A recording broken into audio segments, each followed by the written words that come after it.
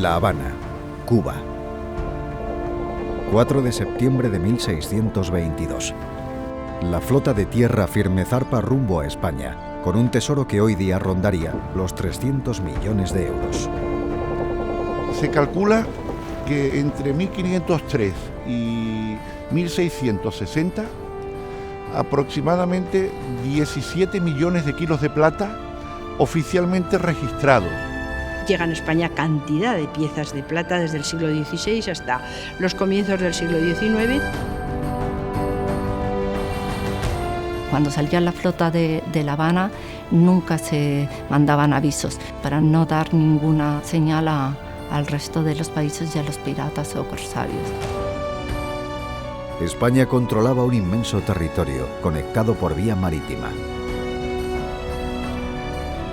Los países que no estaban muy dispuestos a aceptarlo fueran un peligro constante para las flotas. Sin embargo, la principal amenaza para estas flotas no fueron las otras potencias.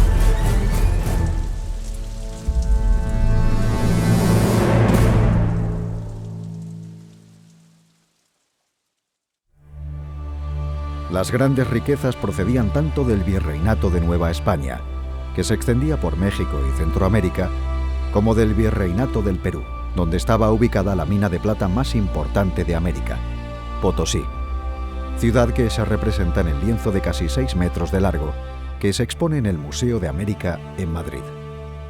El tema que recoge el cuadro, único en toda la producción pictórica de la América virreinal, es el paso por la ciudad del virrey arzobispo Morcillo.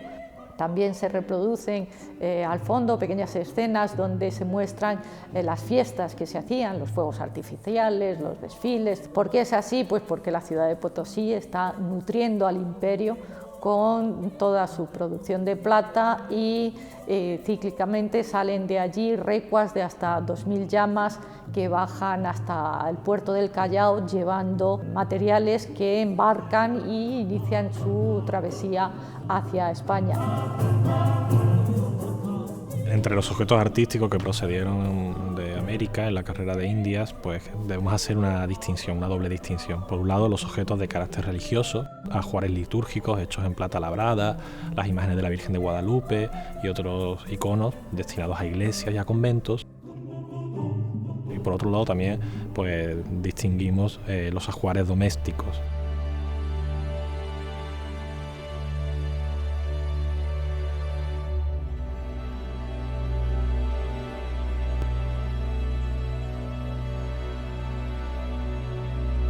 Llegan a España cantidad de piezas de plata desde el siglo XVI hasta los comienzos del siglo XIX y los indígenas fueron habilísimos plateros, porque lo eran antes de la llegada de los españoles.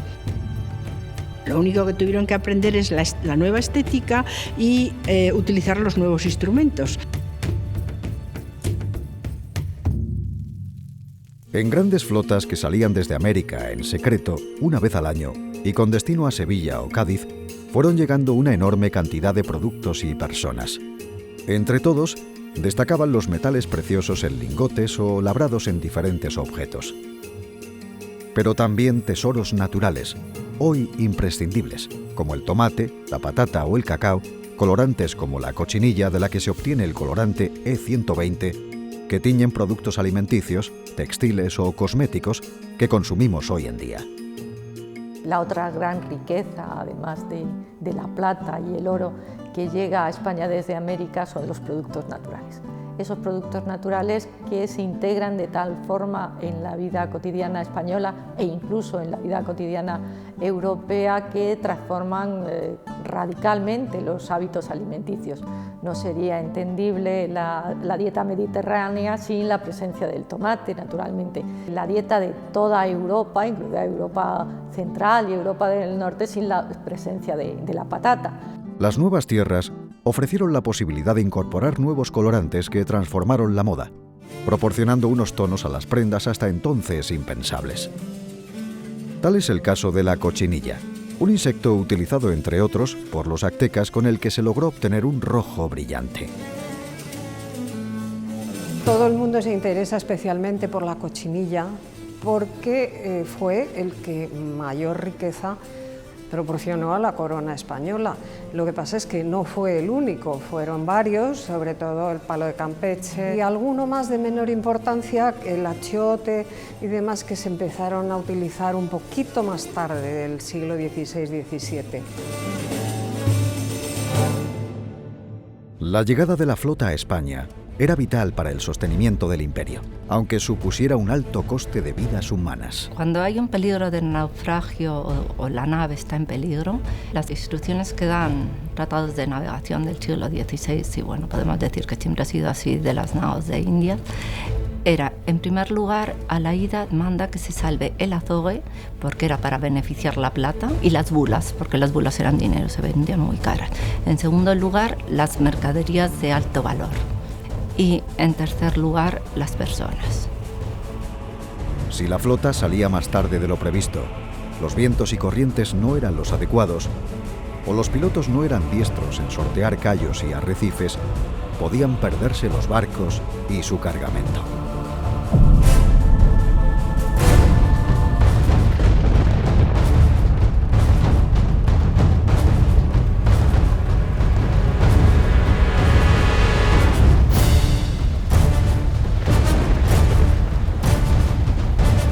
Se tragó gran potencial económico fueron las tormentas.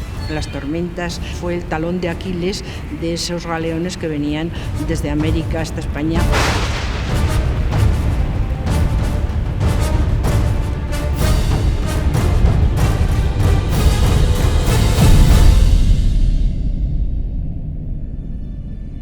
Si los marineros no eran lo suficientemente instruidos o experimentados, pues podían dar lugar a que a la hora de peligro no respondieran a las expectativas que se necesitaban. En el caso de los galeones, quizá uno de los más representativos ha sido el galeón de Nuestra Señora de Atocha, que se hundió en el 1622 junto a Florida, las costas de Florida.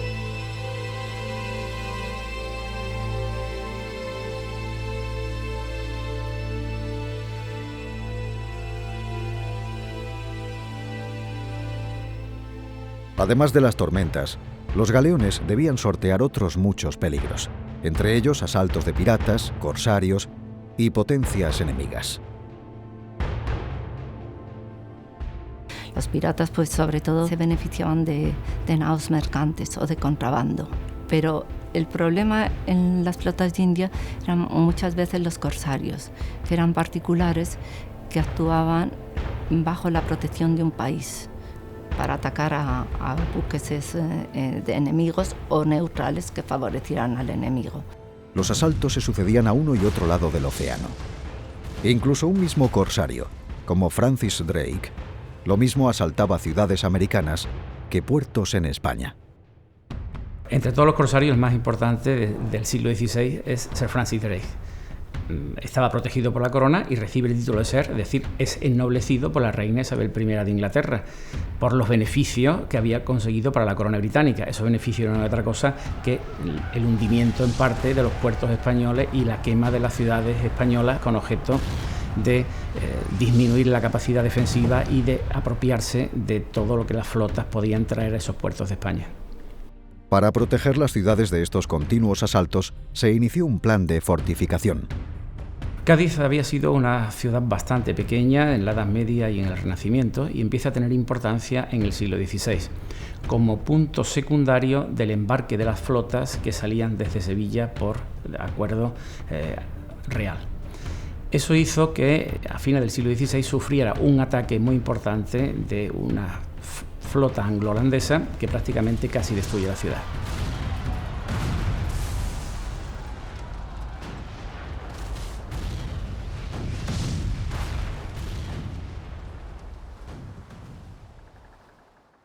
Se fueron construyendo distintos baluartes que iban defendiendo todo el perímetro. Cádiz realmente era como una pequeña isla, con lo cual el acceso a Cádiz era defendido por sucesivas líneas de baterías y de baluarte que empiezan por la cortadura y llegan hasta la misma Puerta de Tierra. Hoy todo eso está construido, todo es el desarrollo urbanístico de la ciudad del siglo XX, pero aún así se conservan una serie de puntos estratégicos que demuestran el valor de la defensa por parte de esos ingenieros. Y las flotas procedentes de territorios americanos que finalmente llegaban a Sevilla convirtieron esta ciudad en el centro del mundo. En el año 1503, los Reyes Católicos deciden crear en Sevilla la Casa de la Contratación, la institución destinada a controlar el tráfico de personas y de productos de mercancía a América y desde América. Y aunque el edificio ha desaparecido, todavía se conserva el oratorio, donde hay un gran retablo de Alejo Fernández que preside esa sala, donde aparece la Virgen del Buen Aire y una serie de personajes que se han querido identificar con algunos de los conquistadores, descubridores del Nuevo Mundo. Los comerciantes con América, sevillanos, tenían la costumbre de reunirse a traficar en las gradas de la catedral.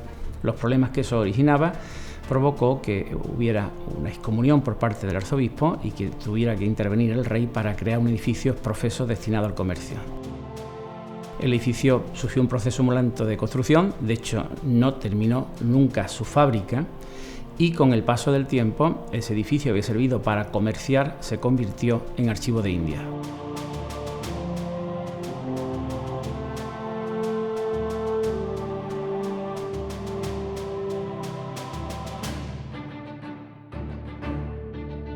Fue en 1781 cuando el ministro Juan José de Gálvez le encargó a Juan Bautista Muñoz, un cosmógrafo de la Casa de Contratación, que guardara allí toda la documentación que existía en distintos centros, archivos y hospitales e instituciones de España.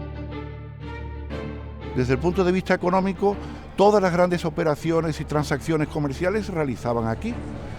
Se la ha definido en alguna medida como el Wall Street de la economía de los siglos XVI y XVII.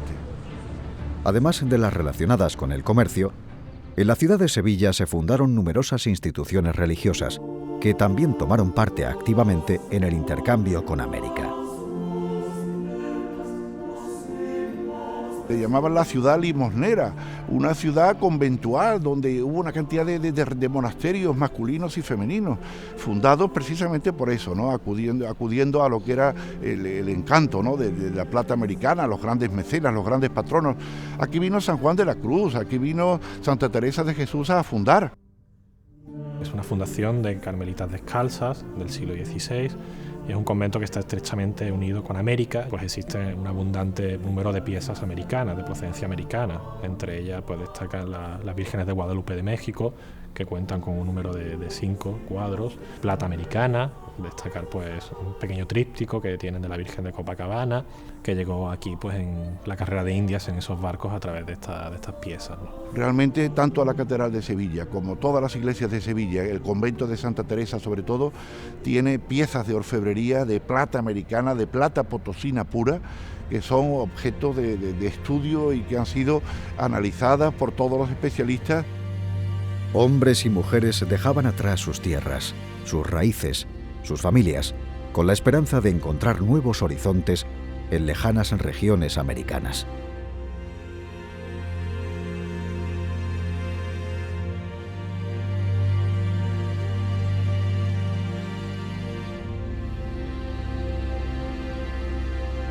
Durante la época virreinal, algunas comarcas andaluzas destacaron por aportar un constante flujo de emigrantes. Hay un fenómeno muy particular que ha sido estudiado por diferentes investigadores y que radica en la zona geográfica de la serranía de Huelva. Allí se produce el fenómeno migratorio de gente que se va a las Indias pues para buscar negocios, para hacer dinero, y una vez que allí pues consiguen sus objetivos, una vez que allí se convierten en ricos comerciantes, mineros, hacendados, pues una muestra de testimonio de este objeto, de este logro que han alcanzado, de este estatus social, era la remisión de objetos de plata, principalmente a sus parroquias, a sus iglesias de origen. Quienes alcanzaban el éxito evidenciaban ante su comunidad de origen, el pueblo o ciudad de la que partieron, su nuevo estatus adquirido. Yo creo que casi no ha habido iglesia, por pequeñita que fuera o pueblo de la menor importancia, que no haya tenido una pieza de plata o de oro americana. De tal manera que hoy, cuando se hacen los inventarios de eclesiásticos, salen cantidad de piezas de este origen. Hubo mucha gente que fracasó, pero otros sí consiguieron triunfar, ocupar puestos importantes y conseguir pues una riqueza suficiente como para después hacer donaciones cuantiosísimas a las iglesias de su pueblo. Entre los legados de plata más importantes que se conservan en Sevilla destaca el que hace el antiguo canónigo de la catedral, Bizarrón, que fue también arzobispo y virrey en México. Aparte de un juego de oro que hace para el culto, sobre todo son 12 enormes candeleros que le indica al platero Segura mexicano que los haga de su misma altura, en recuerdo del cariño y la devoción que siente por la iglesia de Sevilla, y forma parte de grandes celebraciones y aparatos de las fiestas de la catedral sevillana.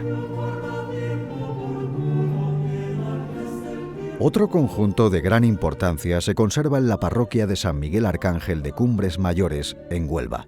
Se trata de un valioso juego de plata mexicana, legado por el capitán Juan Gómez Márquez.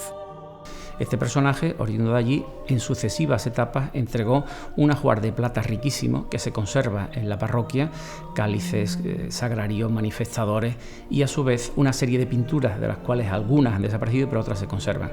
Demuestra ese interés que tenían los indianos por recordar a la tierra de donde habían nacido y demostrar el triunfo que habían obtenido durante su etapa americana.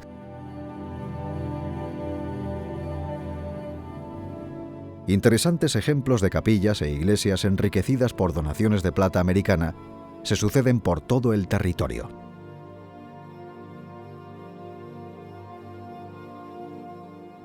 La iglesia prioral del Puerto de Santa María es un edificio que se construye en estilo gótico y es consecuencia de la catedral sevillana. De hecho, el maestro mayor de la catedral sevillana, Alonso Rodríguez, es el que la traza, pero por una serie de problemas estructurales y por unos terremotos se ve afectado durante el siglo XVII y tiene que ser remodelada estéticamente por Diego Moreno Meléndez en la segunda mitad del siglo XVII.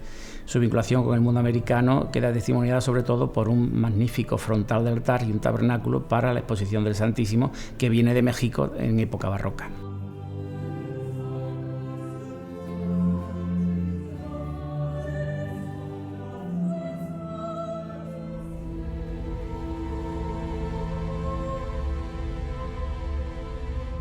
A estas obras, que llegaron paulatinamente a lo largo de los siglos pasados, se suman los tesoros de barcos hundidos ocultos durante siglos en el fondo del mar, como los de Nuestra Señora de las Mercedes, el San Diego o Nuestra Señora de Atocha. Del galeón de Nuestra Señora de Atocha se han rescatado desde 1988 monedas, lingotes, joyas y diversos objetos, una parte de las cuales se expone en el Museo de América. Lo que aportan estas piezas concretamente que tiene el museo es el conocimiento de una serie de tipologías y de modelos, incluso de decoraciones, de las que antes no teníamos información, ni en el caso americano ni tampoco obras parecidas en el mundo español. Por lo tanto, se han convertido en piezas paradigmáticas para el estudio de la platería peruana, puesto que proceden del Perú, en ese periodo de finales del 16 y comienzos del 17, teniendo en cuenta que es 1622 la fecha del hundimiento. Son piezas muy atractivas. Estamos tan habituados a convivir con estos productos y estas obras americanas que no somos capaces de reconocer su procedencia. Tal vez lo que les estamos proponiendo es, a partir de esa identificación con los objetos de procedencia americana, tan singular en nuestra propia cultura, seamos capaces también de redescubrir la identidad de su origen y de su procedencia. Cuando uno contempla la ciudad y visita la ciudad, ve que todo el tejido urbano está salpicado de referencias americanas. Cualquier lugar que uno visite en Sevilla, cualquier sitio, cualquier iglesia, cualquier emplazamiento, todo está lleno de América.